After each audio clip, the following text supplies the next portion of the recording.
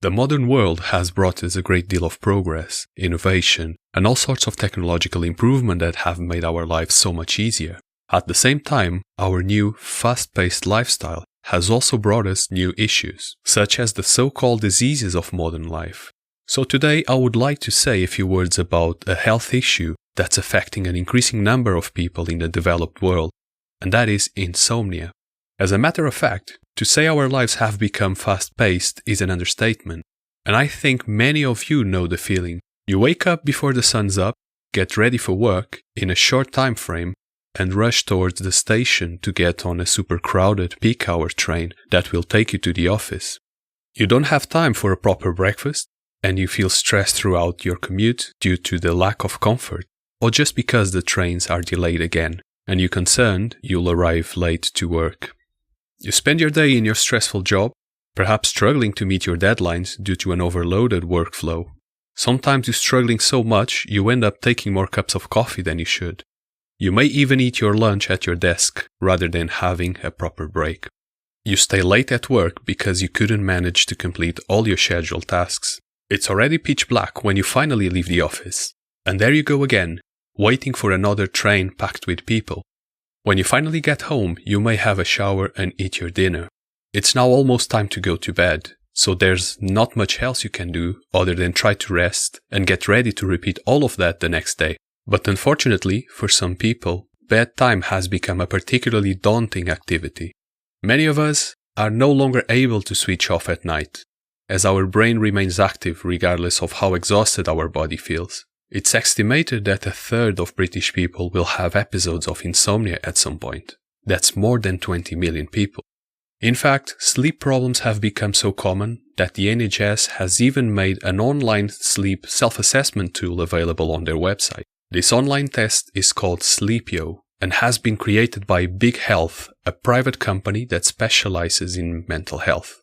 That's another thing. The fact that insomnia and sleep-related disorders have become so prevalent in the developed world has created a massive market demand. People are desperate to find a cure for their sleep problems, so they look for pills, courses, medical advice, or even personal sleep coaches. That's right, there are now consultants known as sleep coaches that examine your lifestyle and sleep conditions and design a program to help you sleep better. Personally, as much as I wanted, I have never been able to afford a sleep coach when I probably needed one. But thankfully, some sleep coaches have been kind enough to write books about what they do.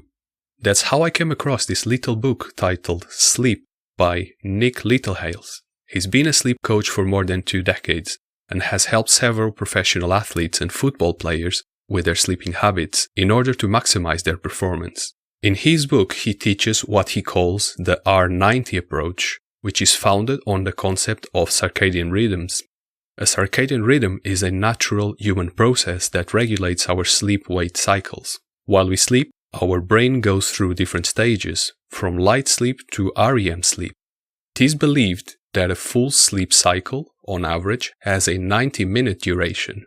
That's where the name R90 comes from. The most important takeaway from all this is that you should measure your sleep patterns not by the number of hours, but by the number of 90-minute sleep cycles. And that also means that you should plan your bedtime based on what time you usually wake up and how many cycles of sleep you need per night in order to wake up fully recovered. For instance, say you have to wake up at 7 a.m. every day. If your goal is to sleep 5 cycles per night, all you have to do is subtract 7 hours and a half. Remember, if one cycle is 90 minutes, 5 cycles is 7 hours and 30 minutes. So your ideal time to fall asleep, while benefiting from 5 full sleep cycles, is 11:30 p.m. One thing that I learned is that this is easier said than done. It took me several weeks until I finally managed to do this right. Or should I say, more or less right. Nick gives several other recommendations on how we should schedule our night routine in order to sleep better, or in some cases, to simply manage to fall asleep. But my main conclusion is that in the modern world, like so many other things, sleep has almost become a skill. It's something we can get better at by practicing if we follow the right principles.